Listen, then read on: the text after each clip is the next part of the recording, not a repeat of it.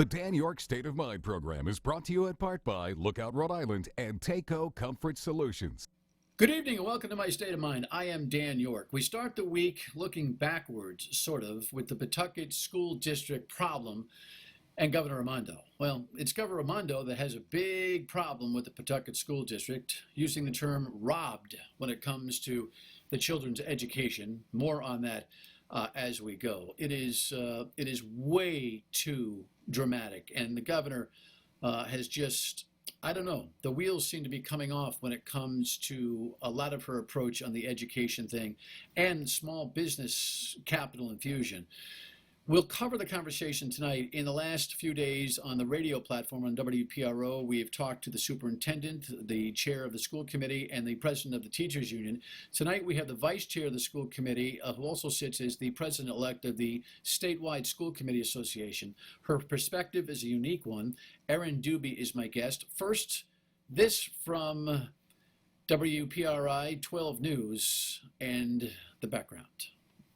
I ask her for a public apology. Pawtucket Teachers Alliance President Ron Beaupre reacting to these comments from the governor Wednesday. Why is it that you are robbing the children of Pawtucket an opportunity to learn in school? Governor Raimondo saying she wants to see more Pawtucket students in the classroom, saying the district is behind the 8 ball compared to other cities.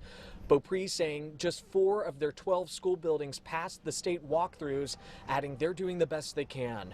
She has not taken the time to actually talk to the people who are doing the work every day. When asked about this Thursday, the governor reinforcing her view, pointing out Pawtucket doesn't have many elementary schoolers back in class. Those are all little learners at home struggling because the adults aren't working hard enough, being creative enough to give those kids a chance. This isn't the first time the governor has called out a school district. She did it to Warwick back in August. I could not be more disappointed in the vote that they took.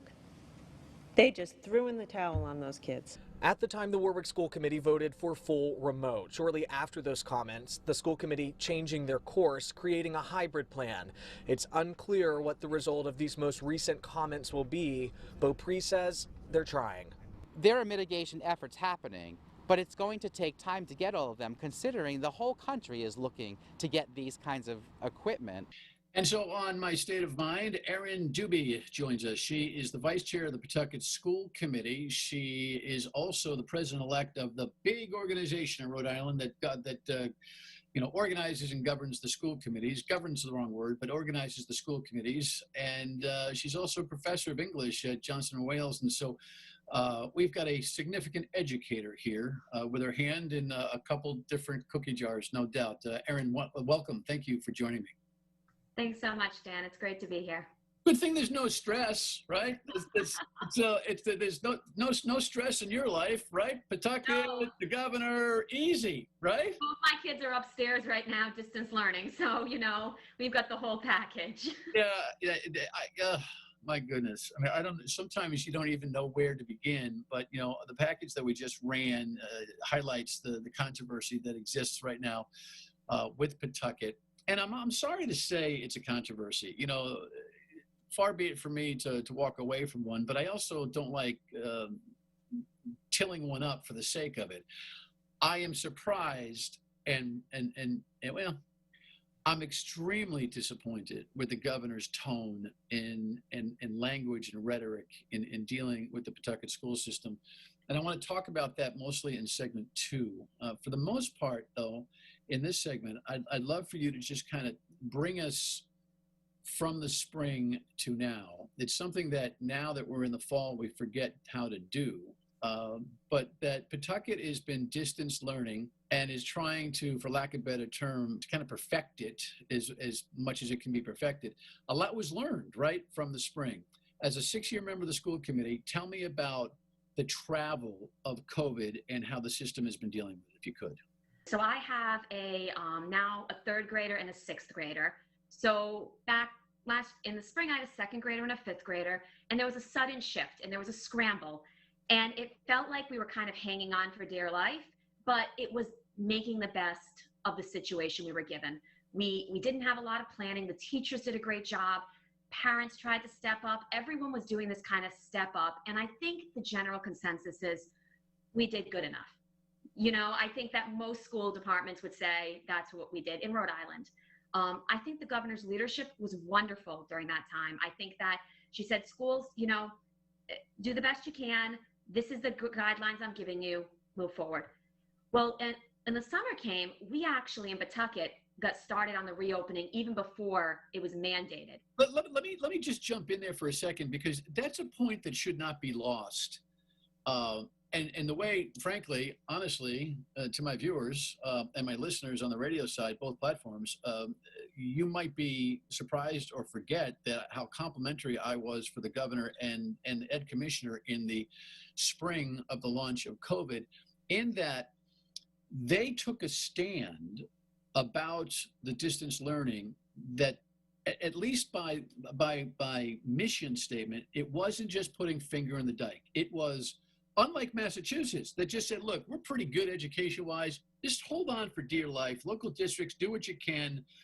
That's not what the tone was in Rhode Island. And she deserves credit for that. She and the commissioner deserve credit for that, correct?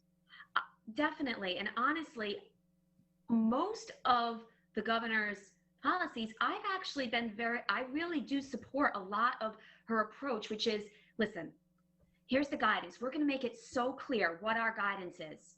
And then we're going to hand you this guidance, and we want you to use this to adapt to your situation. And that's what I saw her do with restaurants, with businesses. But if we fast forward to what happened with the schools, it was, okay, here's some guidance, come up with a plan. And we did in Pawtucket. I was on the reopening task force. We met multiple times a week. We divided into subcommittees. We came up with a plan. We submitted it. We said, based on what we have, our elementary has to return to hybrid.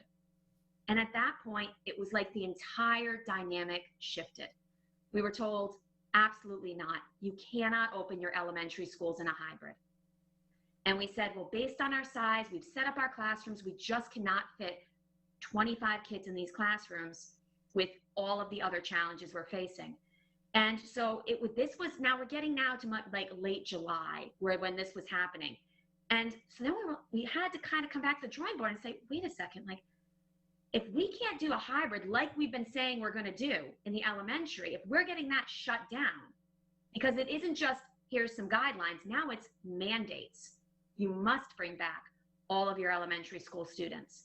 That's when we started saying, Pawtucket just has to start thinking about this differently. And I have to use those words. We have to get creative. We have to think about, how are we going to provide education? We're seeing the number of staff that are going to not be able to be in the building. We're seeing the number of families that are preferencing virtual education, 30% of our families. And we can't just say that we're going to just put them to the side and just hope they figure it out like some other districts have done, and just said, okay, that will be a second, kind of class citizen, the virtual education. We need to say, how are we going to best educate all of our students? And that's when I think we got there. Okay, we tend to kind of skip around in these conversations because there's just so many, there are so many tentacles to it. When we come back in our next segment, we're going to talk about this split focus that many of the school systems have, and even the state has, on distance learning getting better, and because that's included in a lot of the hybrid plans that are going on out there. And by the way, as the vice chair of the school committee tells you that there was no hybrid available for elementary, guess what? A lot of the green light districts are hybriding. So there is so much inconsistency and disconnect in terms of what's being said and what's actually being done. We'll talk about that, and we'll talk about what the potential outcomes are, and if this virus kicks up, it looks like it might and is, where does Pawtucket sit in a competitive position? Perhaps a lot better than people would guess. We'll be right back with the vice chair of the school committee in Pawtucket on My State of Mind. Please stick with us. And welcome back to My State of Mind. Erin Dube is the vice chair of the Pawtucket School Committee. We've had on the radio platform the super, the chair of the school committee, the president of the teachers union. They are fit to be tied. The teachers union is really fit to be tied. The administrators and the school committee, I think, have held their water on. It really is kind of an example on diplomacy. And believe me, I'm like whipping the horse down the track saying, you guys need to get tougher with this governor, and the restraint that the administration and elected officials in Pawtucket have had is exemplary. I don't know what's in the water in Pawtucket, but all of us could use some of it for patience. Erin, you kind of scooted ahead into the challenge here. Look, the stutter step start that the governor had with this whole school thing, she's tried to, and the state government has completely lost its mind. The General Assembly has gone away. We have what amounts to really a COVID totalitarian regime right now, because we have a one-person show, and it's just not healthy for democracy, my thought. But she targeted late August for the start date of schools. It was not possible. The diligence just hadn't been done. Then she postponed it to September 13th, and that was kind of a stutter step start, with an October 14th or whatever it is, September 14th, October 13th, everybody's in there. But as we went along, she understood that really there was a big difference between authority to direct, permission to give, or suggestion. And right now, she finds herself in the uncomfortable place to be between authority to give permission and suggestion. She does not have the authority to tell you and your school committee what to do. That's frustrating her. And what she's done is, from her mountaintop at the Veterans Memorial Auditorium, she starts to beat you up, and has done so first with Yorke and Cumberland at the beginning. Then Yorke started to at least have more dialogue, I guess, and throw a couple more grades into the schools, and she's eased off on them. But this last robbing the kids remark just takes it to another level. All diplomacy included, it's got to be exasperating, because the physical plant and the airflow and the health and safety of the kids is allegedly everybody's priority. The state has actually set the standards. The inspection teams have written the notes about how the standards are not being met and can't be because of the condition of the buildings, which is a whole nother conversation. And so she's beating you up for adhering to her standards. It's almost incomprehensible. Sorry for the long, I guess there's a question in there, but it's hard to compute, isn't it? Well, what I find frustrating is that we are not even a year into this pandemic. And we have seen, we saw a month and a half of them saying, you know what, don't wear a mask. You don't need to wear a mask. And then saying, wear a mask. And I'm not saying that, we should have gotten it right from the beginning. No, what I'm saying is that the idea that anyone can say with certainty that they know that there is one path forward, the only solution that I can see for any school district is to fully open. And if they don't, they will, in her words, I believe she said, a lifetime of pain, or she made some comment. And I just thought to myself, this is someone who's saying, get creative. This is someone who's saying, I want you to see some creative ideas. Open up all the windows on the bus. Well, in Pawtucket, we say, guess what? We don't just accept that distance learning sets kids up for a lifetime of failure. We instead say that, guess what? We can partner with different, and I can't list them all, the Elijah Project, the Bradley Hospital, to really look at what are the challenges of distance learning. Let's overcome them. We can partner with the before we develop that thought, and I want to, respond to this irony. The state, the governor have set up parameters, the DOH have set up parameters for healthy buildings. Your buildings can't match it. The money she's given is or set aside is a reimbursement fund. It's not like you guys are running without a lot of cash flow. You've assessed that there are only certain things that you can do. She keeps saying you're robbing the kids. Where is her triage unit with an extra few million here and a few million there to get into these buildings and to break them down, expand them, whatever she thinks needs to be done to get these kids in? The physical plants can't handle it based on her own specs. It's not like you guys are sitting around going, we really don't want to go in. Yes, this in-school learning thing, way overrated. But my kids go to our schools, and unlike the governor, unlike the commissioner, my kids go to public school. They go to the schools that I am talking about. And one of my kids goes to one of those 4 schools that is deemed, HVAC system is good to go. The other kid doesn't. So neither of the kids are in school because neither of them are in those special populations. But what I would be saying is my one kid gets to go back to a school that has excellent airflow, and as a result, based on all of the research, has a lower chance of having problems, and her teachers do. And my other child is on the losing end.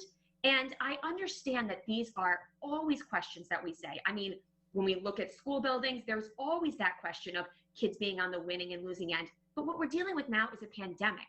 It's so much, the odds are so much higher that things are going to happen in one school than the other based on the guidance given to us. Right. Well, and I just was not okay with just saying that. And also, we need to use those schools for the most at-risk populations. For this segment, last question, then I want to talk about distance learning in a little bit more detail. And you're an academician, so I'm sure it's part of your wheelhouse. You guys haven't pushed back much against the governor. The teacher union has, demanding an apology, but you haven't. Tell me about what your philosophy is there. Well, quite honestly, I don't think it benefits the kids. Even for kids to just hear their teachers and their, the city being called out by the governor, it's just, the rhetoric is something that I expect from the national government. It's not something I expected to have to deal with in our state. Just this idea of using this, try hard or get more creative, maybe you'll do the right thing. Using that statewide microphone to do that to a district. And a lot of what my philosophy was, I would get the calls from the media the next day saying, do you want to respond? And I would think, no, how does that benefit Pawtucket to just get back and forth, to just go back and forth with the governor? It doesn't. So Right. Maybe eventually she'll move on to something else, but she isn't. She just continues to see us as a punching bag. Well, right. But that's a perfect segment, because the move on to something else, I'm willing to bet, to put $5 down on the idea that the moving on to something else may very well be the rest of the state trying to catch up to what Pawtucket is doing. And we'll talk about that when we come back with Erin Dube. She's the vice chair of the school committee in Pawtucket. Be right back. Stay with us. Back with Erin Dube. She's the vice chair of the school committee in Pawtucket. By the way, we recorded the show on Friday afternoon, so if something has developed, we'll catch up to it tomorrow. I think the rhetoric has probably been calm from late last week until tonight. I'm certainly hoping so, between the governor and really from the governor to the district. I said to the superintendent, Sharon McWilliams, on Thursday's radio show, Erin, that the commitment and the diligence that the Pawtucket school system has done on this distance learning thing may very well be a competitive edge intra Rhode Island for the Pawtucket school system. Because if we still, look, we got Christmas tree lights of positive all across the state right now. All right, it's popping up everywhere. And if we get into a second surge here of some significance, we're going to find ourselves moving back to distance learning. Your commitment to distance learning is through the semester, through December. You very well may be, because of the efforts that you put in. And by the way, teachers are going into school buildings. Teachers are teaching from school buildings. Kids can sit in the living room and see their school buildings. Very different from what the spring showed. You may very well be a leader. The irony of this might be that the 2021 school year ended up being distance learning primarily, and Pawtucket had its act together. Thought on that? Well, I honestly think that even if we do not get to other districts going to distance learning, the reality of what learning is right now, if you're in person, is a bounce back and forth kind of learning, where you might end up quarantined for 2 weeks, your entire family, or you might, like my daughter, wake up and say, my stomach's a little off today. You're home. So the fact that we are doing 5 days of instruction and we're doing it every week means that I'm watching my kids move through the curriculum. And I think you are correct that we need to be thinking of what is the most consistent and effective way to teach our kids right now. And we can consistently say that we can have strong attendance, which we do, and we can have our teachers that are our best qualified teachers teaching our kids, because the teacher who's 65, who's an excellent teacher, isn't unable to teach. So I think that what we're doing is we're putting our excellent teaching staff in front of our students and providing 5 days of instruction. And my kids are still doing it on a Friday because they will be in it till 2:30 or 3. And it's not straight screen time, but it's really effective. And I watch it with my 3rd grader and I watch it with my 6th grader. Well, listen, the governor and the commissioner's argument is, listen, the economics might work for you, but parents who have to be at home monitoring their kids, they're right. COVID sucks. Can we say that? I mean, the virus, COVID, let's remember, it's a virus problem, man. There are no good answers. It's not like we're going, hey, distance learning, yay. But on par, it seems, and I'm willing to bet that your district's going to be a whole lot less controversial in a couple of months. You've got the final word. We got 20 seconds or so. Your message back to the governor, should you choose? We will be on the other side of this pandemic eventually, and then we can all look back and we can start pointing fingers at who did things right and wrong. But right now, let's all just focus on using the best of the knowledge we have to serve our own individual roles. All right. Appreciate your time. And there are many other conversations about school committees as a whole and the system and all that kind of stuff that I think I will love to tangle with you on. But thank you for participating, and good luck in Pawtucket, and stay safe. Erin Dube, Thanks so much. Pawtucket School Committee. Final word when we come back on My State of Mind. Stay with us. The diplomacy coming from Pawtucket is exemplary, but I'm telling you, with COVID ticking up, we might find that Pawtucket's leading the league in distance learning, which very well may be the core learning vehicle for this balance of the 2021 school year. I'll talk to you on the radio, weekdays 3 to 6 on WPRO, and back here tomorrow night. Good night.